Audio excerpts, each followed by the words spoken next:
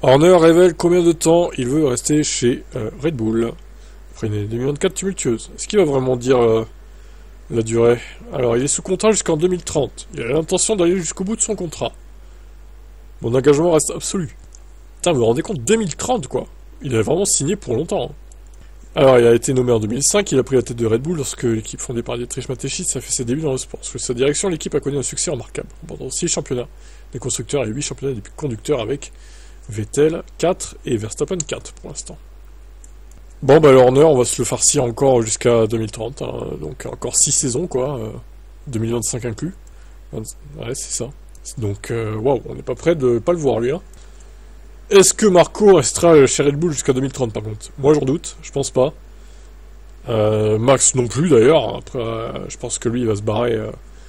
Alors, moi je pense que Max il restera en 2026 quand même.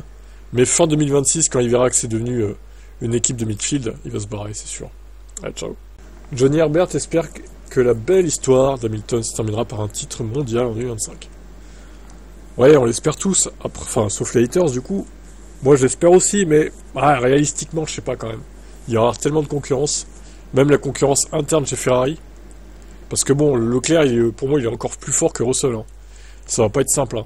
Et Lewis il vieillit mine de rien. Il faut qu'il s'adapte à une nouvelle équipe, une nouvelle voiture. C'est pas simple non plus. Hein. Il va y avoir tellement de belles histoires qui vont arriver.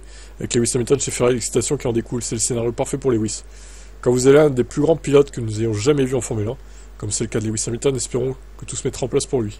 Il est très motivé. La motivation de Lewis est toujours très importante. Je me souviens toujours que la motivation était tellement importante pour lui.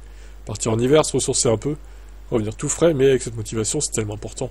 D'après ce que Lewis a dit jusqu'à présent, sa motivation ne fait absolument pas défaut. Si Ferrari lui donne une bonne voiture suffisamment rapide pour battre tout le monde, Lewis peut certainement remporter un autre championnat. Oui, sachant que bon, il y a Leclerc à côté quand même. Hein. La motivation chez Ferrari avec une bonne voiture qui peut lui donner de la vitesse dont il a besoin pour battre tout le monde. Lewis peut certainement gagner un autre championnat. La motivation sera une chose, la motivation qu'il va tirer de la voiture est certainement améliorée avec moins de petites erreurs. Je pourrais probablement critiquer un peu Hamilton et dire qu'il y a eu plus d'erreurs de sa part que ce que j'ai vu auparavant, mais je pense que la situation chez Mercedes n'a pas aidé. L'année dernière, nous l'avons vu produire des courses brillantes. Dans les 2 dernières courses, il était vraiment fort. Hamilton est définitivement assez fin pour le titre maintenant. C'est à Fred Vasseur de lui donner la voiture pour laquelle il peut vraiment réussir. Ouais, ce qui pêchait sérieusement l'année dernière, c'était surtout les qualifs en fait. Parce qu'en course, bon, il n'avait pas perdu plus que ça. Hein. Mais vu que Russell le devançait régulièrement au qualif, c'est sûr que ça donnait une mauvaise image de lui, quoi. Et puis il avait du mal à rattraper en course, mine de rien, parce que c'est tellement serré que puis la Mercedes W15 n'était pas non plus un foudre de guerre, sauf sur certaines courses. Donc, mais bon, trop peu de courses d'ailleurs. On verra ce que ça donne chez Ferrari, du coup. Le président de la FIA appelle à la discipline des pilotes de F1 lors de l'échange de jurons. Oh là là, il nous saoule celui-là, le Ben Sulayem, et il y a beaucoup de choses sur lesquelles nous allons maintenant travailler avec notre promoteur. Nous sommes toujours les propriétaires du championnat. La FIA est le propriétaire de la F1. Alors, calme-toi quand même. Hein. L'Emirati de 63 ans a appelé les pilotes à faire preuve de discipline. Ils sont nos ambassadeurs et doivent envoyer des messages clairs. Éviter de tels comportements et montrer l'exemple. Nous ne pouvons pas leur permettre d'utiliser des gros mots, car ils doivent respecter la FIA. En vertu de la nouvelle réglementation, les conducteurs s'exposent de lourdes amendes, pouvant aller jusqu'à 120 000 € en cas d'infraction. S'ils commettent 3 infractions à l'espace de 2 ans, ils risquent une suspension d'1 mois, et même une déduction de points au championnat. Les nouvelles sanctions sont controversées, mais selon Ben Sulayem, elles n'ont pas lieu d'être. Un tel comportement n'a pas sa place dans le sport. J'ai vécu ça, et je voulais aussi réussir, mais la discipline est très importante. Nous ne sommes pas là pour punir qui que ce soit. Nous sommes là pour promouvoir le bon sport et montrer l'exemple. Si les athlètes utilisent des gros mots, les enfants ne voudront pas suivre ce sport, et leurs parents leur conseilleront d'arrêter de regarder. Et il faut éviter ça. Alors, bon, je vois pas le rapport, en fait. C'est pas parce que les pilotes vont utiliser des gros mots que les enfants ils vont dire « Ah bah non, ils utilisent des gros mots, du coup je regarde plus la Formule 1 ». Un enfant, il s'en fiche de ça. Il veut voir des voitures tourner sur un circuit avec des pilotes qui se doublent. Il s'en fiche des gros mots. Non mais c'est lunaire, enfin. Et pareil, les parents, ils s'en balèquent. C'est pas parce qu'un pilote dit à la radio un juron qu'ils vont dire « Ah non, mon fils, il faut que tu arrêtes de regarder la Formule 1. Il y a trop de gros mots. » Sinon, on leur prive de tout, en fait. On leur enlève l'internet, on leur enlève la télé.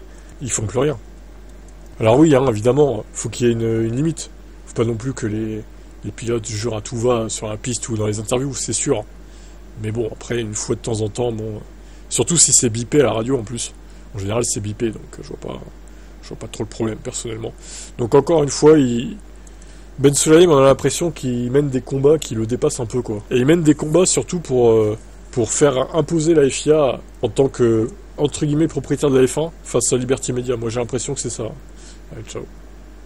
Marco explique le départ de Newey. Je voulais un nouveau défi après cela. Alors, j'imagine que c'est encore mal traduit, que c'est pas lui qui voulait un nouveau défi, c'était Adrian Newey. Selon Marco, ça s'est produit en partie parce que sous la direction d'Autrichiens, les décisions étaient prises en peu de temps. C'est un entrepreneur charismatique qui avait une grande vision et qui était également prêt à prendre des risques. Dans l'équipe après sa mort, tout a dû être organisé différemment dans l'entreprise, car on ne trouve plus une personnalité aussi individuelle. Il ne peut pas être remplacé par une seule personne. Donc il parle pas de Newey, il parle de Mateschitz, ça évidemment vous l'aurez compris. Le conseiller pense sans doute que le départ de certains dirigeants importants pourrait en partie être imputé au changement opéré après la mort de Mateschitz. En particulier dans le cas de Newey, je pense que c'est la raison pour laquelle il a décidé de chercher un autre défi. Si vous gagnez, et nous avons gagné les 3 dernières années en 2023, alors bien sûr, votre personnel est convoité par les autres équipes. C'est un jeu courant en Formule 1.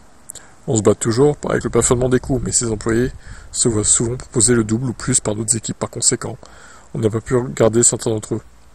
Ils faisaient partie de l'équipe de la réussite, ça fait vraiment mal, mais si c'est pour des raisons financières ou de carrière, si nous ne pouvons pas offrir la même chose que la concurrence, c'est comme ça. De toute façon, oui, ça a commencé à vaciller Red Bull après la mort de Mateschitz. Bon, après, ils ont quand même duré un moment en dominant en 2023, etc. Et puis la Horner est arrivé aussi, donc ça a foutu un peu la merde. Les gens sont partis parce que Red Bull gagnait, donc ils se voyaient offrir un pont d'or dont Newey fait partie. Et c'est le début de la fin pour Red Bull. Ils vont être dans le creux de la vague très bientôt. Même si bon, la voiture reste bonne, on va pas non plus les enterrer trop vite, mais c'est plus que c'était, voilà. Et en 2025, 2026, ça va faire qu'empirer les perfs, je pense. Surtout 2026, avec la nouvelle réglementation. Alors, apparemment, Ferrari a un peu avancé la présentation de sa F1 2025, la SF25, pas 75 du coup. D'ailleurs, ils auraient pu émettre 75 là aussi, vu que c'est le 75e anniversaire de la F1. Ça aurait fait un clin d'œil à la voiture 2022, au passage, ça s'appelait F1 75. Comme cet événement spécial à Londres. Dans le cadre de la célébration, un événement spécial a été prévu à Londres, ça on le sait, Les fans de Ferrari n'auront plus qu'à attendre un jour pour voir le Challenger sur la piste. Le Cheval Cabré a annoncé qu'un shakedown de la SF25 aura lieu à huis clos sur le circuit de Fiorano le 19 février, et que Lewis et Charles y participeront.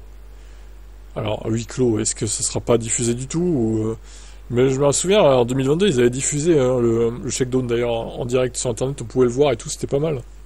Ce serait bien qu'ils refassent la même là. Donc en gros, il y aura la livrette présente et des rendus, juste après la cérémonie, des rendus 3D qui seront disposés sur les sites web d'actualité, etc. Donc voilà, il n'y aura pas que la livrée, il y aura aussi la voiture le soir même disponible apparemment, et le lendemain, shakedown. Donc c'est cool. C'est bien de leur part d'être aussi rapide quoi, par rapport à d'autres comme Mercedes qui vont attendre 5-6 jours de plus. Allez, on verra ce que ça donne, hâte de voir.